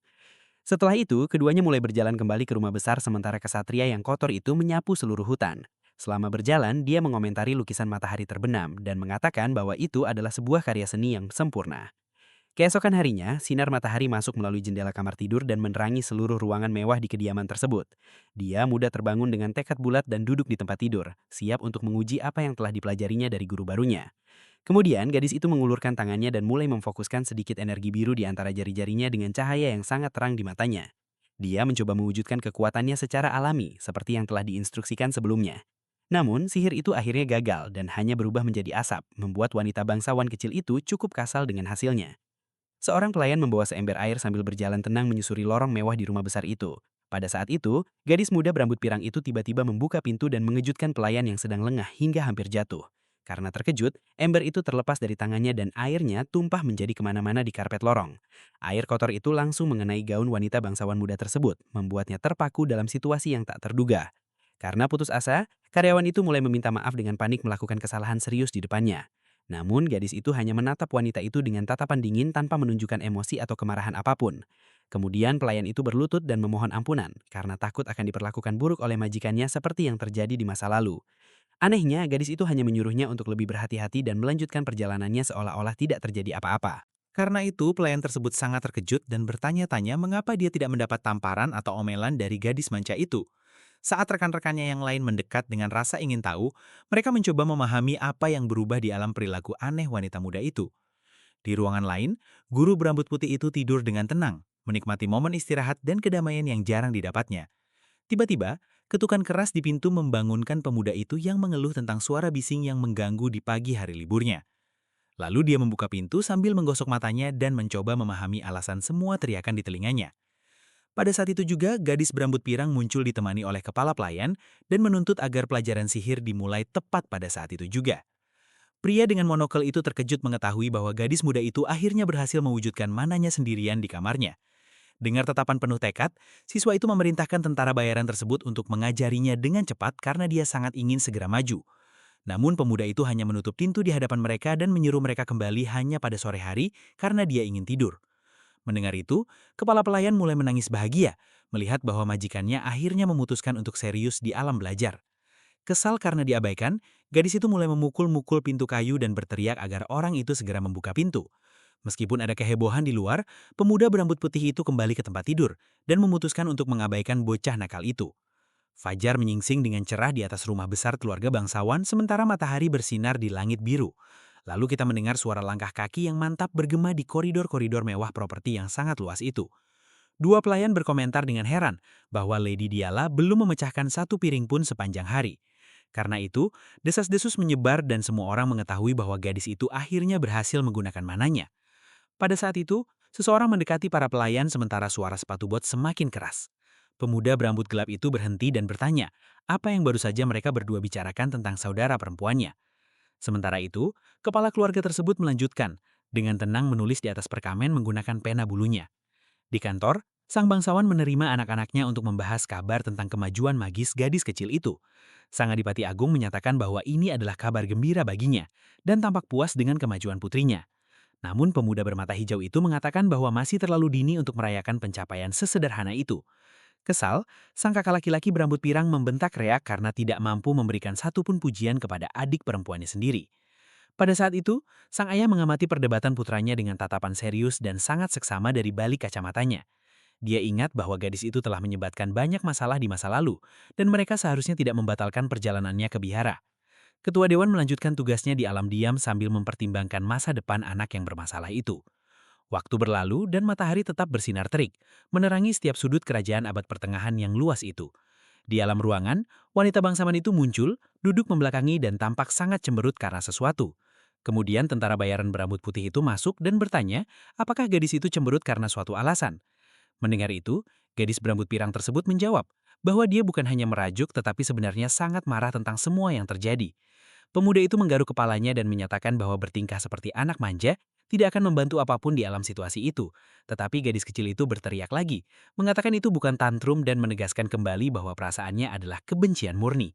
Dengan demikian, pemuda berambut putih itu mengatakan bahwa mengamuk itu tidak ada gunanya, dan segala sesuatunya harus terjadi sesuai urutan yang benar agar berhasil. Namun gadis berambut pirang itu berteriak marah dan menyatakan bahwa dia tidak sedang mengamuk, melainkan menunjukkan bahwa dia sangat kesal padanya saat ini. Tentara bayaran itu kemudian menatapnya dengan tatapan serius dan dingin, sambil tetap tenang menghadapi pemberontakan gadis itu. Lalu dia mengatakan bahwa dia akan tetap menyebutnya sebagai kekanak-kanakan dan membuat wanita bangsawan kecil itu benar-benar terdiam karena ejekannya. Pada saat itu, pemuda bermata merah itu meletakkan tangannya di kursi sambil bersiap memberikan pelajaran penting. Dengan demikian, ia menjelaskan dari pengalamannya sendiri bahwa menggunakan terlalu banyak mana sekaligus dapat menyebabkan kelelahan total pada tubuh seorang penyihir. Dia melanjutkan dengan mengatakan bahwa istirahat sama pentingnya dengan latihan. Namun gadis itu tampaknya menganggap pembicaraan itu sangat membosankan dan menjemukan. Melihat kekecewaannya, guru bertanya apakah dia lebih menyukai metode belajar yang jauh lebih menarik. Sekarang dia ingat saat dia menggunakan api dan pedangnya untuk menakut-nakuti gadis muda itu dan menunjukkan siapa yang sebenarnya berkuasa di sana. Mengingat momen mengerikan itu, wanita bangsawan itu mulai berkeringat dingin dan merasakan hawa dingin menjalar ke seluruh tubuhnya. Dia dengan cepat mengubah sikapnya dan mengatakan bahwa dia tidak membutuhkan sesuatu yang radikal dan lebih memilih untuk melanjutkan dengan metode normal saja. Dengan demikian, sang guru mulai menjelaskan bahwa setelah menguasai aliran energi, mempelajari mantra bintang satu akan sangat mudah baginya. Dia mengungkapkan bahwa sekolah liar itu tidak memiliki aturan yang ketat dan fokus pada kebebasan, yang sangat cocok bagi mereka yang belajar sendiri. Pemuda itu menyatakan bahwa gaya itu sangat cocok dengan kepribadiannya, dan hal ini membuat gadis pirang itu cukup penasaran dengan pujian yang tiba-tiba itu. Mendengar itu, sang guru menjelaskan bahwa jiwanya yang bebas sangat cocok dengan jenis sihir ini, dan darah bangsawan yang dia wariskannya sangat membantu. Gadis itu terdiam sejenak sambil mencerna kata-kata baik yang belum pernah ia dengar dari siapapun sebelumnya. Dengan pipi marah, Dia bertanya-tanya apakah dia benar-benar memiliki bakat khusus untuk ilmu mistik. Pada saat itu, pemuda itu menegaskan bahwa membuat dinding es pada percobaan pertama membuktikan potensinya. Dan dia bertanya apakah dia benar-benar seorang jenius. Tetapi pemuda itu segera memperingatkan bahwa ada perbedaan besar antara memiliki bakat dan menjadi seorang jenius sejati. Dan percakapan berlanjut melalui jendela. Sementara itu, di luar, saudara laki-laki berambut gelap itu mengamati semuanya dari tempat tersembunyi dan mendengarkan dialog antara keduanya di dalam ruangan. Pada saat itu, pemuda berambut gelap itu menggerutu dengan kesal ketika menyadari bahwa saudara perempuannya benar-benar mengalami kemajuan dan menunjukkan ketidakpuasan yang besar. Keesokan harinya, matahari bersinar terik di atas rumah besar itu, sementara rutinitas latihan berat terus berlanjut tanpa henti di seluruh properti. Dengan itu, gadis itu berlari ke ruangan dan memberitahu tuannya bahwa dia dapat mewujudkan kekuatan itu, tetapi tidak dapat mengendalikan arah mantra tersebut. Tak lama kemudian, dia menyela pria itu saat sedang makan dan mengeluh bahwa dia mencoba menggunakan elemen es, tetapi sensasinya sangat aneh dan berbeda dari yang diharapkan. Di hari lain, wanita bangsawan kecil itu terus mengejar tutornya melalui koridor dan berteriak bahwa dia merasakan energi mengalir, tetapi dengan cara yang sama sekali salah. Saat matahari terbenam, gadis berambut pirang itu akhirnya menemukan tentara bayaran tersebut sedang beristirahat di dekat sebuah pohon dan bertanya apa yang sedang dia lakukannya di sana sendirian. Kesal, gadis itu mengeluh bahwa pemuda itu seharusnya berada di dekat bangunan tambahan dan bertanya apakah pemuda itu berpikir ayahnya memberinya buku itu hanya agar dia bisa bermalas-malasan. Dengan sangat tenang, pemuda berambut putih itu menjawab bahwa Adipati Agung meminjamkan materi tersebut kepadanya justru agar ia dapat belajar dengan tenang. Namun gadis itu mengabaikan jawaban tersebut dan menyatakan bahwa dia akhirnya berhasil membuat pria yang ahli di dalam hal itu bekerja dan memintanya untuk segera memeriksa hasilnya. Sementara itu, saudara laki-laki berambut pirang bernama Valerian mengamati pemandangan dari jendela kantornya dan tampak sedang memikirkan arah masa depan keluarga. Pada saat itu, pintu terbuka dan guru berambut putih memasuki ruangan, menjawab panggilan mendesak dari calon kepala keluarga bangsawan tersebut. Sang bangsawan menyambut tamu dan memintanya untuk duduk, karena mereka berdua perlu melakukan percakapan yang sangat serius tentang peristiwa-peristiwa terkini. Duduk berhadapan, pria berambut pirang itu bertanya bagaimana penampilan adiknya dan menunjukkan keprihatinan yang besar terhadap perilaku gadis kecil itu. Sejujurnya, sang protagonis menyatakan bahwa dia telah mengalami kemajuan yang cukup signifikan, tetapi masih membutuhkan waktu sampai dia dapat menguasai mantra-mantra dasar. Mendengar itu, sang kakak laki-laki mengungkapkan bahwa ibu mereka akan segera kembali dari perjalanan dan memperingatkan bahwa suasana di rumah besar itu akan berubah drastis. Dia memperingatkan bahwa sang matriark adalah orang yang sulit dan banyak bangsawan tidak menerima orang biasa menduduki posisi penting seperti itu di kediaman. Dengan tatapan penuh perhatian, tentara bayaran itu mengatakan bahwa dia akan mengingat peringatan penting ini dan bertanya apakah ada hal lain yang ingin dikatakan pria berambut pirang itu. Calon kepala keluarga itu terdiam sejenak, seolah-olah memilih kata-kata yang tepat untuk menyimpulkan alasannya berbicara dengan pemuda itu. Kemudian, dia berdiri dan menjelaskan bahwa misi penerusnya adalah untuk melindungi semua anggota keluarga dan selalu tulus kepada masing-masing dari mereka.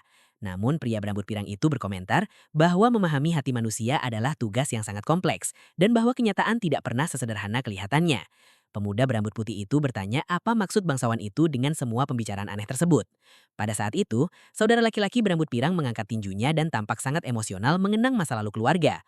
Dengan sangat sedih, ia mengungkapkan bahwa ia kecil tidak lagi ingin bermain dengannya seperti dulu. Tentara bayaran itu menyaksikan drama yang dialami pria itu dengan ekspresi seseorang yang tidak mengerti apapun yang sedang terjadi. Pria berambut pirang itu melanjutkan ceritanya, mengatakan bahwa saudara perempuannya seperti malaikat yang perfect ketika mereka berdua masih anak-anak. Saat bangsawan itu membuat keributan, sang protagonis hanya minum tehnya dengan tenang, tidak mempedulikan tangisannya. Lalu si rambut bertanya apakah ada cara baginya untuk mendapatkan kembali kasih sayang gadis kecil itu. Namun sang tutor mempertanyakan mengapa ia dimintai pendapat tentang masalah yang begitu pribadi dan aneh. Tiba-tiba, suara gadis itu menggema di seluruh rumah besar itu saat dia berteriak dengan putus asa mencari guru sihirnya. Pria itu mengabaikan pertanyaan sebelumnya dan menunjukkan bahwa ia belajar membuat boneka buatan tangan bersama salah satu pelayan rumah besar itu. Ia memperlihatkan mainan yang tampak sangat menyeramkan dan bertanya apa pendapat pemuda itu tentang karya seni yang aneh tersebut. Setelah melihat benda aneh itu, tokoh utama bertanya apakah bangsawan itu mencoba mengutuk seseorang. Karena kesal dengan tanggapan tersebut, pria berambut pirang itu mulai menangis dan menjadi sangat sensitif terhadap kritik keras dari para tentara bayaran. Dengan demikian, pemandangan berubah ke bagian luar kediaman mewah itu di bawah langit biru yang sangat cerah. Pada hari itu, seorang wanita anggun muncul di haul utama dan menyatakan bahwa ia telah mendengar hal-hal yang sangat baik tentang pemuda berambut putih itu. Sambil menyering, dia berkomentar bahwa mereka berhasil mempekerjakan seorang ahli sihir yang sangat cakap untuk keluarga bangsawan tersebut. Wanita itu memperkenalkan dirinya sebagai Mariela dan mengatakan bahwa ia bermaksud mengirimkan hadiah yang indah ke tanah kelahiran pemuda itu. Pada saat itu, pemuda tersebut mengungkapkan bahwa ia bukan berasal dari keluarga bangsawan manapun atau wilayah tertentu milik penguasa manapun. Wanita itu sangat terkejut dan tercengang mendengar bahwa guru gadis kecil itu sebenarnya hanyalah orang biasa. Pada saat itu, wajah wanita itu berubah menjadi ekspresi kengerian murni setelah mengetahui asal-usul guru yang sebenarnya. Kembali ke seminggu sebelumnya, kita melihat sebuah kereta mewah terparkir tepat di depan rumah besar keluarga bangsawan tersebut. Setelah itu, Aselin muda berbicara kepada tentara bayaran tersebut dan mengatakan bahwa dia telah membuat pilihan yang tepat dengan membawanya ke wilayahnya. Namun dia menjelaskan bahwa dia perlu kembali ke Elstein untuk menangani masalah mendesak dan akan menitipkan dialah kepada pemuda itu. Pemuda berambut putih itu hanya menyetujui perintah tersebut, menunjukkan bahwa dia siap untuk memenuhi misinya tanpa mengeluh. Kemudian pemimpin serikat muncul sambil tertawa dan meletakkan tangannya di bahu bawahannya sambil membuat lelucon tentang tanggapannya. Dia naik ke kereta bersama wanita bangsawan itu dan menyuruh anak laki-laki itu untuk menyelesaikan pekerjaan dengan cepat sebelum seseorang muncul dan membuat masalah. Kemudian kereta kuda mulai menjauh dari properti tersebut, meninggalkan tokoh utama sendirian untuk menghadapi keluarga yang rumit itu. Namun tiba-tiba, gadis berambut gelap itu menutupi wajahnya dengan tangan karena menyadari dia lupa memberitahunya sesuatu yang sangat penting. Dengan ekspresi khawatir, dia memperingatkan bahwa ibunya akan kembali minggu depan dan dia lupa memberitahu ayahnya tentang kedatangan ibunya. Pria berjenggot itu bertanya apakah kepala keluarga perempuan itu benar-benar membutuhkan peringatan resmi yang serius dan mendesak seperti itu. Pada saat itu, adegan berfokus pada detail mewah langit-langit rumah besar tersebut, sementara ketegangan secara bertahap mulai meningkat di ruangan itu. Dengan demikian, wanita bangsawan itu menggambarkan ibunya sendiri sebagai perwujudan teror sejati yang tak seorang pun ingin berurusan dengannya. Mariela menjadi marah dan berteriak, menanyakan apakah orang biasa benar-benar menjadi instruktur putri bungsunya. Sang kepala keluarga tetap tenang dan meminta istrinya untuk mengecilkan suara, sementara dia terus memegang pena bulunya.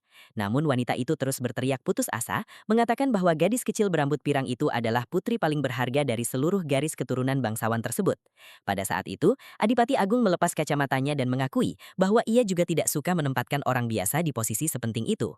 Wanita itu kemudian teringat bahwa semua guru bangsawan lainnya telah menyerah, tetapi mempertanyakan bagaimana mereka memilih seseorang dari dunia bawah tanah yang berprofesi sebagai tentara bayaran. Kemudian sang bangsawan menjelaskan bahwa mencari tutor yang baik itu sulit dan menegaskan kembali bahwa pemuda berambut putih itu adalah rekomendasi langsung dari putri mereka, Aselin. Dengan itu, wanita tersebut mulai mondar-mandir di kantor dan mengatakan bahwa setidaknya harus ada standar kualitas minimum untuk layanan tersebut. Kemudian dia menyarankan untuk mendatangkan saudara laki-lakinya sendiri yang bernama Flam untuk mengajari gadis kecil itu sekarang karena dia akhirnya berhasil mewujudkan energi sihirnya. Sang penguasa bertanya apakah dia ingin mengambil seorang komandan dari perbatasan untuk menjadi tutor pribadi dan apakah dia berpikir mengurus sang duce adalah sebuah lelucon. Namun sang matriark berteriak lagi, menyatakan bahwa masyarakat kelas atas Elstein adalah medan pertempuran yang sesungguhnya dan sangat berbahaya bagi kaum muda. Sambil berkata demikian, dia menunjuk dan mengatakan bahwa dia tidak ingin melihat putrinya menjadi bahan olok-olok di acara debut dan pesta dansa karena seorang guru yang tidak dikenal. Pada saat itu, pintu kantor yang besar terbuka dan seseorang masuk untuk menginterupsi perdebatan sengit antara pasangan bangsawan tersebut. Anak laki-laki berambut pirang bernama Valerian meminta ibunya untuk tenang. Dia mengatakan bahwa dia tidak datang ke sana hanya untuk bertengkar dengan suaminya. Namun sang matriark menyuruh anak laki-laki itu minggir dan menyatakan bahwa masalah itu bukanlah sesuatu yang bisa diabaikan begitu saja oleh siapapun di sana. Kemudian saudara laki-laki lainnya yang bernama Reak mempertanyakan apakah masalah sebenarnya bukanlah apakah orang biasa itu memiliki katalen untuk menjadi instruktur. Dia berjalan perlahan, sementara keduanya mengamatinya dengan seksama, menunggu kata-kata selanjutnya darinya mengenai tentara bayaran berambut putih itu. Pemuda berambut gelap itu mengatakan bahwa memiliki seorang pendatang sebagai tutor itu aneh. Tetapi jika dia memiliki keterampilan yang dibutuhkan, itu tidak akan menjadi masalah besar. Dengan demikian, pemuda itu meminta ayahnya untuk mengizinkan dia menguji tentara bayaran itu secara pribadi dan menyarankan agar mereka saling berhadapan dalam duel sihir. Namun sang kepala keluarga menyuruh putranya untuk tidak perlu khawatir dan menyatakan dengan penuh keyakinan bahwa pemuda berambut putih itu memang sangat kuat dan kakap. Pada saat itu, saudara bermata hijau itu terdiam dan menatap ayahnya dengan ekspresi serius setelah mendengar pujian yang tak terduga untuk rakyat jelata tersebut. Pada saat itu, pemuda berambut gelap itu menyarankan agar mereka menguji kemampuan saudara perempuannya daripada hanya fokus pada tentara bayaran tersebut. Mendengar itu, sang saudara laki-laki berambut pirang menjadi bingung dan menatap kerabatnya, tidak memahami tujuan sebenarnya dari tantangan baru yang tak terduga ini. Kemudian, pemuda itu menjelaskan bahwa jika sang guru benar-benar ahli dalam pekerjaannya, gadis kecil berambut pirang itu seharusnya telah membuat kemajuan luar biasa dalam waktu singkat. Meskipun kepala keluarga tetap diam, ia tampaknya mempertimbangkan dengan serius usulan untuk menyaksikan penampilan putri bungsunya di medan perang. Kemudian, pemuda bermata hijau itu mulai meninggalkan area tersebut, sementara kakak laki-lakinya mencoba memanggilnya kembali untuk melanjutkan percakapan di kantor. Namun, Valerian mempertanyakan apa yang ingin dia lakukan dengan mengusulkan duel sihir melawan seorang anak yang masih sangat tidak berpengalaman. Pria muda berbaju hitam bertanya, apakah wanita berambut pirang itu benar-benar percaya bahwa gadis kecil itu telah berubah dan melupakan masa lalunya yang kelam. Pada saat itu, sang ibu menyatakan bahwa dia masih satu-satunya saudara perempuan mereka dan bahwa ikatan darah keluarga harus dilindungi. Dengan senyum ironis, adik laki-laki itu mencemooh istilah darah daging, menunjukkan bahwa dia tidak lagi merasakan kasih sayang terhadap gadis itu. Dia berteriak bahwa perilaku gadis itu akan menghancurkan nama baik garis keturunan bangsawan, begitu dia diperkenalkan kepada seluruh kalangan masyarakat kelas atas. Menghadapi kata-kata kasar ini, sang kakak berambut pirang menjadi khawatir dan bertanya-tanya apakah kebencian adiknya terhadap gadis kecil itu memiliki dasar yang nyata dan kelam. Pada saat itu, pemuda itu menyatakan bahwa dialah yang pertama kali melanggar batas dan bahwa dia harus tetap bersembunyi dari seluruh dunia di tempat tersembunyi itu. Calon kepala keluarga itu hanya menyaksikan kerabatnya pergi sambil merasakan suasana di dalam rumah besar itu semakin tegang. Begitu dia pergi, keributan di kantor mereda, tetapi ketidakpastian tentang apa yang akan terjadi dalam duel tersebut tetap terasa bagi semua orang. Sementara itu, seekor burung kecil hinggap di dahan pohon di luar, menandakan bahwa pagi baru telah dimulai di kediaman mewah tersebut. Tiba-tiba, gadis kecil berambut pirang itu menerobos masuk ke kamar tuannya sambil berteriak, menunjukkan bahwa dia sangat marah tentang sesuatu yang baru saja dia temukan. Pria muda berambut putih itu terus membaca bukunya dengan tenang dan bertanya-tanya apa penyebab begitu banyak suara bising di kamarnya sepagi ini. Kemudian, dia melemparkan gulungan resmi ke atas halaman-halaman tersebut.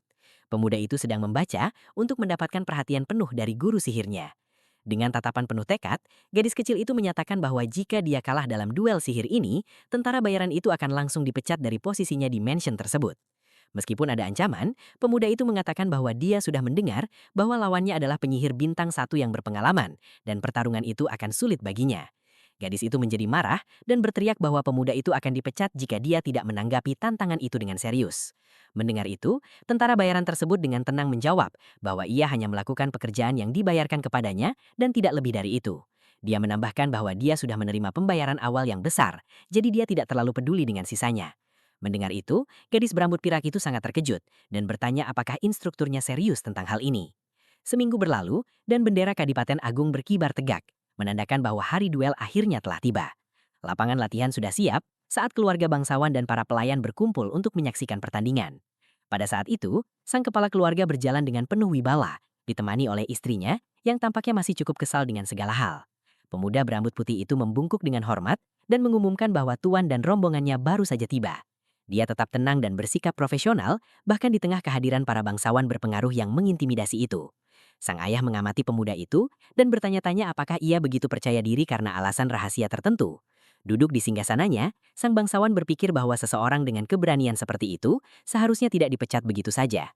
Langkah kaki yang tegas bergema di area tersebut saat lawan mendekati medan perang dengan tatapan mematikan. Saudara laki-laki berambut gelap itu berjalan dengan jubahnya yang berkibar, menunjukkan bahwa dia siap menghadapi konfrontasi. Dengan tatapan dingin, dia menyatakan bahwa ini bukan duel biasa, dan bahwa dia berniat untuk menghancurkan saudara perempuannya. Kemudian, pemuda itu menaiki tangga dan berjanji akan membuat gadis kecil itu sangat menyesali masa lalunya yang kelam. Wanita bangsawan kecil itu mengambil posisinya di medan perang saat suasana menjadi tegang antara kedua saudara kandung itu. Mengenakan tudung merahnya, gadis itu menunjukkan ekspresi fokus dan tampak siap untuk pertarungan hidupnya. Namun, dia terkejut dengan apa yang dia dengar dan bertanya apakah tuannya benar-benar tidak peduli dengan apapun selain uang. Kemudian dia menjelaskan bahwa mananya telah stabil dan bahwa sebentar lagi dia akan mampu merapal mantra-mantra yang ampuh. Mendengar itu, instruktur itu menyatakan bahwa gadis itu memiliki darah bangsawan yang mengalir di dalam dirinya, membuat gadis muda itu benar-benar terdiam. Dia menegaskan bahwa aliran liar itu lebih berfokus pada belajar sendiri daripada menerima pelajaran terus-menerus dari orang lain. Lalu, gadis itu berteriak kesal, bertanya-tanya mengapa tutor itu mengatakan semua hal aneh itu tepat pada saat itu. Tentara bayaran muda itu hanya mendengarkan curahan hati gadis kecil itu dengan ekspresi tenang dan damai di wajahnya. Sambil menunduk, gadis berambut pirang itu mengakui bahwa dia tahu dia bukan murid terbaik, tetapi dia menunjukkan bahwa dia bersikap tulis sekarang. Lalu, dia menangis dan mengatakan bahwa dia ingin terus belajar dari pemuda berambut putih itu karena dia tidak akan menerima guru lain sebagai penggantinya. Sang guru terdiam sejenak sambil mengamati tekad dan kesedihan mendalam di mata muridnya. Dengan itu, pemuda berkuda itu mulai mengenakan sarung tangannya dan menyebutkan bahwa dia belum pernah berpartisipasi dalam duel nobles formal sebelumnya, tetapi dia menyatakan bahwa dia dapat mengajarinya cara memenangkan pertarungan yang sebenar. dan bertanya apakah wanita bangsawan kecil berbaju biru itu benar-benar menginginkan kemenangan hari ini. Pada saat itu, semua orang mengatakan bahwa dia muda tidak memiliki bakat sihir, dan bahkan guru-guru terkenal pun menyerah kepadanya. Orang-orang berkomentar dengan jahat bahwa garis keturunan Duplain telah melewati masa kejayaannya, dan yang termuda hanya tahu cara mengamuk. Sebagian orang mengatakan akan lebih baik jika dia tidak pernah dilahirkan. Namun, gadis itu menunjukkan tatapan berapi dan meminta bantuan untuk menang. Pada saat itu, gadis kecil berambut merah itu berjalan menuju medan perang dengan jubahnya yang berkibar di bawah sinar matahari pagi yang cerah. Dia mengamati dengan seksama dan menyadari bahwa wanita itu tidak di sana sebagai seorang saudara ataupun sebagai putri bungsu dari keluarga yang penting. Gadis itu mengambil posisinya dengan kilatan intens di matanya karena sekarang dia hanya melihat dirinya sebagai muridnya dan seorang penyihir sejati. Dan begitulah, perjalanan Derek baru saja dimulai. Dari seorang rakyat jelata yang diremehkan, ia kini berdiri di jantung keluarga bangsawan Duplain, bukan sebagai pelayan, bukan sebagai tamu, melainkan sebagai guru sihir. Namun, jalan di depannya jelas tidak akan mudah. Duel sihir yang akan datang bukan hanya soal menang atau kalah, tapi tentang masa depan dialah, posisi Derek di keluarga bangsawan, dan konflik yang jauh lebih besar yang mulai bergerak dari balik bayangan. Kebenaran tentang bakat tersembunyi, intrik para bangsawan, dan kekuatan sebenarnya yang disembunyikan Derek, semuanya baru akan terungkap. Ini baru chapter 1-6 dari manga yang masih sangat baru rilis. Di part berikutnya, kita akan melihat bagaimana duel ini benar-benar mengubah nasib mereka semua. Jadi pastikan kalian tidak melewatkannya. Adegan berubah menjadi bendera dengan simbol yang berkibar di puncak tiang. Pada saat itu, wanita muda berjubah merah itu menghadapi lawannya di tengah arena batu. Seorang pria berkumis berdeham untuk menarik perhatian semua orang. Kemudian dia menjelaskan bahwa duel tersebut akan memiliki aturan tingkat lanjut, dan siapapun yang mengaktifkan perlindungan mereka terlebih dahulu akan kalah. Dengan itu, lawan berambut gelap itu terus menatap gadis itu dengan tatapan yang mantap dan sangat serius. Tetapi gadis kecil berkerudung itu tidak gentar dan menunjukkan bahwa dia siap untuk memulai pertarungan. Benda ajaib yang menjamin keselamatan petarung bersinar saat melayang di udara. Mengamati dari jauh, pemuda berambut putih itu memikirkan batas waktu 10 menit dan bagaimana para bangsawan menghabiskan uang mereka. Pada saat itu juga, sang duelis mulai melancarkan mantra kuat yang membuat angin bertiup kencang. Dampak energi tersebut mulai menggoyangkan pakaian gadis pirang itu, tetapi dia tetap berdiri teguh di tempatnya. Dengan tangan terentang, dia memusatkan bola cahaya hijau yang semakin membesar setiap detiknya. Pemuda itu berkata maaf, tetapi dia harus mengirim gadis itu pulang sekarang juga, lalu melepaskan serangan dahsyat. Dia meluncurkan semua sihir itu ke arah lawannya yang kecil. Ledakan angin yang tajam bergerak maju, menghancurkan segala sesuatu di jalannya sementara gadis itu hanya menonton. Pada saat itu, mata gadis muda itu memantulkan cahaya serangan yang datang kepadanya dengan lincah. Dia bergerak cepat dan berhasil menghindari pukulan berbahaya itu dengan merunduk. Musuh benar-benar terkejut dengan kecepatannya, dan bertanya-tanya bagaimana dia berani melakukan itu. Meskipun kesal, dia terus bergerak cepat, mencoba mengenai gadis itu apapun yang terjadi. Kemudian, gadis kecil itu bergerak seperti kilat dan menghindari semua serangannya dengan sangat mudah. Dengan tetap fokus penuh, gadis pirang kecil itu menunjukkan bahwa dia tidak akan mudah dikalahkan dalam pertarungan ini. Pria muda berambut putih itu menganalisis pertarungan dan mengatakan bahwa gadis itu menggunakan terlalu banyak mana untuk mengendalikan mantranya. Sementara itu, hembusan angin menghantam penghalang es yang hancur berkeping-keping. Gadis berkerudung merah itu telah membangun dinding es yang besar untuk melindungi dirinya dari serangan itu, tetapi musuhnya mencemoohnya dengan mengatakan bahwa itu bukanlah mantra sungguhan, hanya mana mentah. Dengan itu, dia mempersiapkan pukulan lain yang lebih kuat, menyatakan bahwa trik murahan dapat dihancurkan. Kemudian, pria muda itu menantang gadis pirang kecil itu untuk mencoba menghentikan serangan baru yang datang dengan kekuatan penuh. Gadis kecil itu tetap berada di balik penghalang esnya saat bola-bola energi terbang ke arahnya. Pada saat ini, kita melihat ingatan tentang pemuda berambut putih itu berbicara dengan gadis itu. Dia menjelaskan bahwa tentara bayaran tidak peduli dengan kehormatan, dan satu-satunya tujuan mereka adalah kemenangan. Wanita muda itu tampak khawatir dan berpikir bahwa orang mungkin tidak menyukainya, bahkan jika dia memenangkan pertarungan. Dia bertanya apakah dia baik-baik saja dengan itu selama dia dapat mencapai tujuan akhirnya. Namun, gadis berambut pirang itu berteriak sekuat tenaga, menunjukkan tekadnya untuk melakukan apapun. Kembali ke masa kini, gadis itu menghadapi lawannya dengan tatapan dingin dan sangat bertekad. Dengan lincah, dia berlari di sepanjang dinding esnya, menghindari serangan musuh. Kemudian, dia menoleh ke belakang dan narasi menjelaskan bahwa ada tentara bayaran yang selalu menang. Narasi berlanjut dengan mengatakan bahwa orang-orang ini tidak berduel, mereka bertarung untuk menang. Lawannya terkejut melihat gadis kecil itu bergerak dengan cara yang tak terduga. Menggunakan sihirnya, gadis itu meluncur di tanah dan narasi menjelaskan tentang memanfaatkan medan untuk keuntungan. Dengan cara ini, dia menggunakan segala cara yang diperlukan untuk mencapai kemenangan dalam pertempuran. Memanfaatkan kelengahan musuh, dia melemparkan pecahan es, tepat mengenainya. Dengan tatapan marah, gadis berkerudung merah itu memusatkan sihirnya untuk langkah selanjutnya. Tetapi lawannya tersenyum percaya diri dan menyatakan bahwa ini adalah akhir dari segalanya baginya. Pada saat itu, gadis kecil berambut pirang itu terkejut melihat serangan baru dilancarkan ke arahnya. Hembusan angin menerpa dan dia menjatuhkan diri ke tanah untuk mencoba menghindari serangan itu. Serangan itu mengenai tanah dan menimbulkan kepulan debu yang menutupi seluruh arena. Dari jauh, pemuda berambut putih itu tetap tenang dan terus menyaksikan duel tersebut. Seorang wanita di antara penonton menjadi panik dan meneriakkan nama gadis itu sambil menutup mulutnya dengan tangan. Dengan itu, dia meminta agar duel dihentikan karena petarung muda itu bisa terluka. Seorang pria di sampingnya menyuruhnya duduk dan mengatakan pertarungan belum berakhir. Wanita itu membantah, mengatakan gadis itu terkena serangan, tetapi pria itu menyatakan bahwa perlindungan belum diaktifkan. Pria itu melanjutkan tatapannya yang serius dan fokus ke arena, mengetahui sesuatu yang tidak dilihat orang lain. Kembali ke pemuda berambut putih itu, dia tetap duduk di bangku, menyaksikan semuanya dengan tenang. Dia berpikir bahwa gadis itu bahkan tidak berkedip dan bertanya-tanya apakah ini semua bagian dari rencana sejak awal. Sementara itu, sang duelis berjalan melintasi arena mencari lawannya di tengah debu. Dia yakin pukulan itu mengenai sasaran dan tidak mengerti mengapa perlindungan tidak aktif. Bingung, pemuda itu melihat ke kiri dan ke kanan, mencoba menemukan gadis yang telah menghilang sepenuhnya. Tiba-tiba, lantai kayu di bawah kakinya mulai retak dengan cara yang aneh. Sebuah duri es besar muncul dari lantai dan menghantamnya tepat sasaran, melontarkannya ke udara. Akibat benturan pukulan tak terduga itu, sang duelis jatuh ke tanah tanpa mengerti apa yang terjadi. Dia terkejut dan menyadari bahwa gadis itu menyerang dari bawah platform arena. Lawannya menatap juri dan bertanya-tanya apakah berada di luar platform tidak berarti kekalahan, tetapi pria berkacamata itu hanya menggelengkan kepalanya. Tidak. Sebagai tanggapan, pemuda itu menyadari bahwa berada di bawah platform tidak dianggap sebagai meninggalkan arena dan tidak ada yang akan menduga trik seperti itu. Meskipun demikian, dia bangkit dari tanah, bertekad untuk melanjutkan pertarungan dengan segala cara. Lebih banyak duri es muncul dari lantai dan dia harus menghindar agar tidak terkena lagi. Beberapa tombak es muncul dari platform, memaksa sang duelis untuk terus bergerak. Ia mulai berkeringat dan menyadari sulit untuk mengenainya jika ia bahkan tidak bisa melihatnya. Melompat ke udara, ia mengeluh bahwa tidak ada etika mulia dalam duel ini. Melihat lubang di lantai, pemuda itu memanggil nama gadis itu dengan ekspresi khawatir. Pada saat itu, gadis kecil berkerudung merah muncul dari lubang tersebut. Menatap lawannya dari bawah, mata gadis kecil berambut pirang itu bersinar dengan cahaya merah yang intens, menunjukkan amarahnya yang meluap. Pemuda itu mengenali tatapan itu, dan ingat ketika saudara laki-lakinya Derek melakukan hal yang sama. Dengan pemahaman baru, ia tampak lebih serius dan fokus untuk sisa pertarungan. Ia menyimpulkan bahwa strategi ini bukan miliknya, tetapi milik saudara laki-lakinya yang sedang mengamati dari jauh.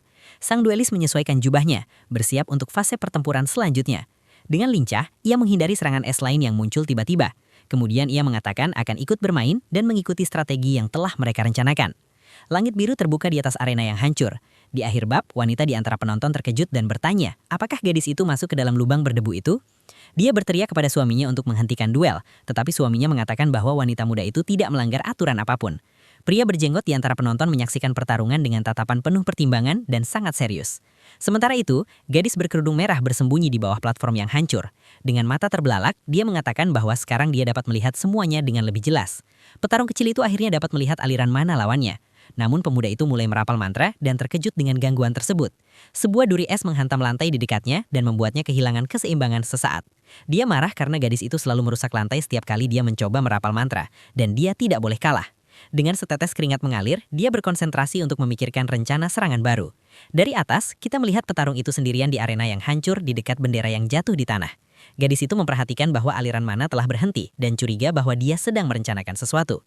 Dia bersiap dan berpikir akan menyerangnya begitu dia mulai mengucapkan mantra berikutnya. Melihat pemandangan itu, hakim terkejut dan mencoba menarik perhatian tuan muda di tengah arena. Pemuda itu mengejutkan semua orang dengan melompat dan menyeimbangkan diri di atas tiang bendera. Dia tahu bahwa dari jarak ini hakim tidak dapat bereaksi tepat waktu, tetapi mengucapkan mantra dari sana tidak mungkin. Jadi pemuda itu memutuskan hanya ada satu cara untuk menang dan memusatkan energi birunya. Dia akan menghancurkan seluruh platform tanpa perlu mantra. Saudara laki-laki berambut putih itu menyaksikan pemandangan itu dengan tatapan serius dan sangat fokus. Dengan ledakan energi biru, platform kayu mulai runtuh. Kekuatan serangan itu begitu besar sehingga tiang bendera patah di dasarnya.